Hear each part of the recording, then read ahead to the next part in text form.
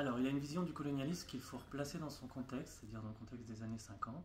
Je pense que Crépeau était déjà partisan de l'humanisme qu'il a toujours défendu, mais en même temps, il était partisan du colonialisme, c'est-à-dire de l'Union française, de l'empire colonial. Ce qu'il cherchait à expliquer, c'est qu'à partir du moment où on était colonialiste, certes, qu'on défendait l'importance notamment à l'époque de l'Algérie française, euh, il ne devait pas y avoir de différence entre les citoyens algériens et les citoyens d'origine française. Voilà. Et ça, c'est une constante. Il la gardera toute sa vie, cette vision-là. Je pense que ce qu'il gardera toute sa vie, c'est cet amour pour la francophonie, pour